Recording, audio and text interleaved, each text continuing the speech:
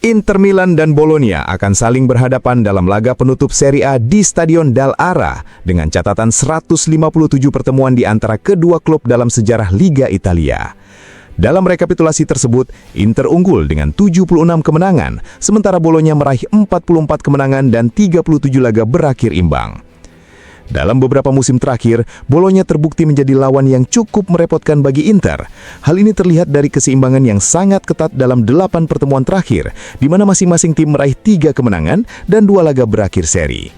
Seperti dicatat Inter.it dalam statistik resminya, Inter hanya memenangkan 2 dari 6 laga Serie A terakhir melawan Bologna dengan 2 kekalahan dan 2 hasil imbang.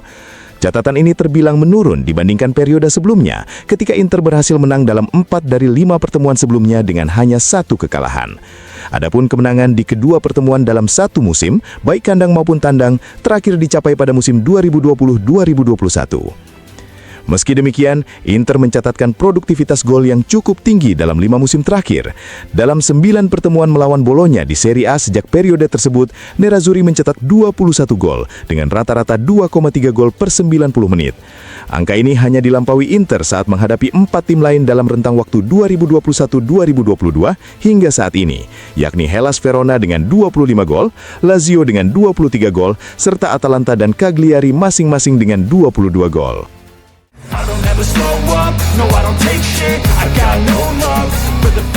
Perjalanan David Alaba bersama Real Madrid resmi berakhir. Klub asal Spanyol itu mengumumkan berpisahan dengan bek asal Austria tersebut melalui pernyataan resmi di situs web mereka, di mana Real Madrid menyampaikan rasa terima kasih dan kasih sayang kepada pemain yang telah menjadi bagian dari salah satu periode paling sukses dalam sejarah klub. Selama berseragam Los Blancos, Alaba tampil dalam 131 pertandingan selama 5 musim dan meraih 11 gelar, yang terdiri dari 2 Liga Champions, 2 Piala Dunia antar klub, 2 Piala Super Eropa, 2 gelar Liga, 1 Copa del Rey dan 2 Piala Super Spanyol. Lantas, kemana kapten timnas Austria itu akan berlabuh? Di antara berbagai kemungkinan yang bisa terbuka dalam beberapa pekan ke depan, beberapa di antaranya mengarah ke Italia. Fabrizio Romano melaporkan bahwa Alaba telah ditawarkan kepada Juventus, Inter Milan dan AC Milan, namun hingga saat ini belum ada satupun dari ketiga klub tersebut yang menunjukkan sinyal ketertarikan.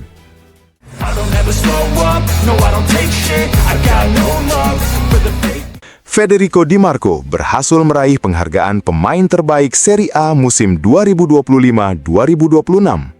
Mahkota tambahan ini sangat layak disematkan kepada putra asli Calvairate tersebut, yang dengan rekor assist dalam satu musim serta gol-gol pentimnya berhasil mengungguli seluruh pesaing.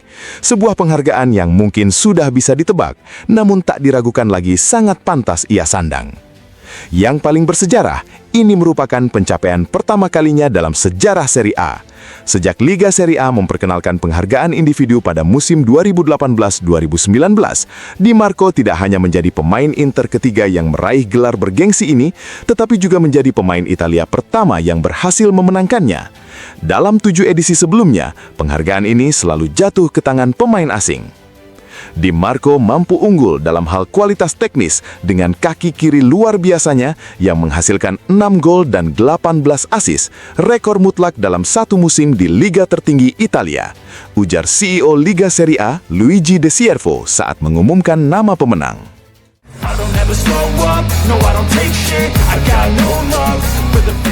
Jurnalis Gianluca Rossi mewawancarai mantan Presiden Inter Milan Massimo Moratti untuk saluran YouTube-nya. Moratti ditemui kemarin di Arena Civica dalam sebuah perbincangan singkat yang penuh kesan. Moratti pertama-tama mengungkapkan perasaannya menyaksikan perayaan besar yang dipersembahkan kepada para pendukung Inter atas raihan double yang ditorehkan tim asuhan Christian Cifu. Suasananya sangat mengharukan, melihat para supporter bahagia, melihat para pemain, dan melihat semua orang yang bekerja di klub merasa gembira. Ini adalah perayaan yang luar biasa indah dan tentu sangat mengharukan. Ketika ditanya apakah Cifu sudah menampakkan tanda-tanda sebagai seorang pelatih semasa masih bermain, Moratti menjawab dengan jujur, tidak, ia tidak pernah menunjukkan tanda-tanda itu dan bukan tipe pemain yang memimpin atau mendominasi di lapangan. Tapi ia adalah anak yang sangat berani. Itu terlihat ketika ia kembali bermain hanya sebulan setelah cedera parah. Ia berani dan juga penuh perhatian terhadap rekan-rekannya serta analisis permainan. Jadi ia adalah anak yang cerdas. Ketika ditanya apa yang paling berkesan dari Inter musim ini, Moratti tak ragu menjawab, Lautaro Martinez, itu sesuatu yang tak terlupakan bagiku. Semua pemain tampil luar biasa, tapi sulit menemukan seorang penyerang tengah seperti dia.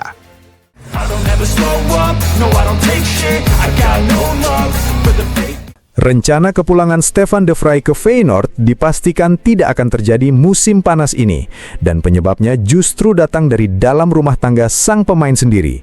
Menurut jurnalis Belanda Munir Bualin, yang dikenal memiliki informasi terpercaya seputar urusan klub, penghalang utama antara bek yang kontraknya akan habis di Inter Milan itu dengan klub yang telah melambungkan namanya adalah sang istri, Doina Turkanu, perempuan asal Moldova yang berkali-kali menyatakan tidak berminat untuk pindah ke Rotterdam. Hal ini disampaikan Bualin dalam program Transfermarkt di Soccer News. Itu masih tidak mungkin terjadi, karena istrinya tidak mau pindah ke Belanda. Jadi sebagai seorang suami, kamu harus mendengarkannya bukan? Ujarnya. Dengan tertutupnya pintu ke Feyenoord, klub lain pun mulai masuk dalam gambaran masa depan de Vrij. Bualin mengonfirmasi adanya ketertarikan dari Yunani. Ada minat dari Panathinaikos, klub tempat Tony Viliena juga bermain. Mereka sudah menghubunginya. Ada juga beberapa pembicaraan yang sedang berlangsung dari Turki, di mana berbagai klub memandang de Vrij sebagai pemain yang menarik, jelasnya. Selain itu, ada pula kemungkinan de Vrij bertahan lebih lama di Inter Milan.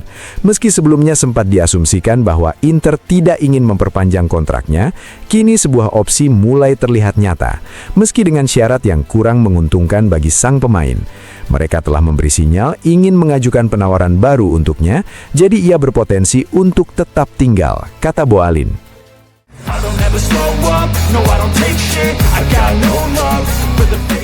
Meski rumor transfer tengah mengerucut pada Manu Kone sebagai target utama lini tengah, suara-suara yang menyebut Inter Milan tengah gencar mengejar Curtis Jones semakin kencang terdengar, dan media Inggris pun mengkonfirmasinya. Berdasarkan informasi yang diperoleh Team Talk, gelandang Liverpool tersebut semakin condong untuk pindah ke Italia, seiring meningkatnya ketidakpastian soal masa depan jangka panjangnya di Liverpool. Jones sudah lama dipandang sebagai salah satu pemain muda paling berbakat dari Akademi The Reds. Namun sumber internal menyebutkan bahwa situasi kontraknya kini menjadi salah satu masalah utama internal klub menjelang jendela transfer musim panas. Gelandang berusia 25 tahun itu hanya menyisakan sedikit lebih dari 12 bulan pada kontraknya. Dan menurut Team Talk, negosiasi perpanjangan kontrak untuk sementara telah dihentikan, sambil menunggu baik sang pemain maupun klub mengevaluasi kembali posisi masing-masing. Ketidakpastian ini pun menarik perhatian sejumlah klub, baik dari Premier League maupun dari Eropa. Media Inggris tersebut sebelumnya telah mengungkap bahwa Aston Villa dan Newcastle United termasuk dalam deretan klub Premier League yang menyimpan ketertarikan kuat terhadap pemain internasional Inggris itu. Kedua klub menghargai fleksibilitas, energi, dan kemampuan Jones dalam menjalankan berbagai peran di lini tengah. Menurut sumber yang ada, sang pemain juga memiliki penggemar di dalam departemen scouting masing-masing klub tersebut. Namun demikian, Inter Milan lah yang muncul sebagai kandidat terdepan, dengan sang juara Italia memimpin persaingan untuk merekrut bintang Liverpool tersebut.